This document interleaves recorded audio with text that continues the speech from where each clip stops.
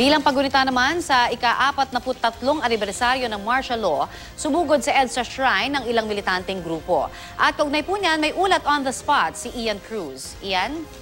Yes, Connie, tinungo ng mga miyembro ng Karapatan Southern Tagalog ang EDSA Shrine sa Ortigas Avenue para gunitain ang ika-43 taong anibersaryo ng deklarasyon ng batas militar ni dating Pangulong Ferdinand Marcos.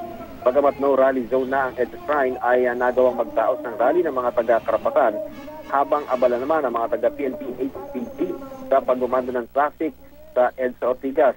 Sabi ni Diana Edith Chavez, ang tagapagsalita ng grupo, mas lumala pa raw ang sitwasyon ngayon kumpara noon. Mas marami raw ang inaaresto, ikinukulong o pinapatay sa kanilang hanay. Kasama rin sa rally ang anak ni Caro Roger na si Andre Rosal na noong September 1 lamang nakalaya matapos ipag-utos ng korte. Sabi niya kasama sa ipinaglalaban niya ngayon ang pagkamatay ng kanyang bagong silang na sanggol na si Jonah Andrea. Napakahirap daw makulong kaya umaasa siyang mabibigyan ng hustisya ang iba pang political prisoners. Bandang alas 10 ng umaga naman, Connie, sunod na tinungo ng grupo ang Gate 2 ng Camp Aguinaldo. Agad lumabas ang mga military police na bumubuo ng CDM force upang harangan ang mga militante. Isang malaking itim na bagay na animoy kabaong ang dala nila na sumisimbolo raw sa extrajudicial killings.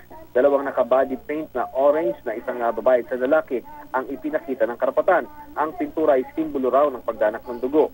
Sumisimbolo raw ito ng pagpatay sa kanilang hanay na nais nilang matuldukan. Narito ang ating mga naging panayam.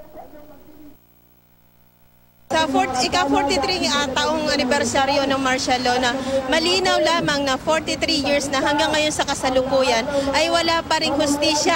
Yung mga libo-libo nating pinaslang, ano?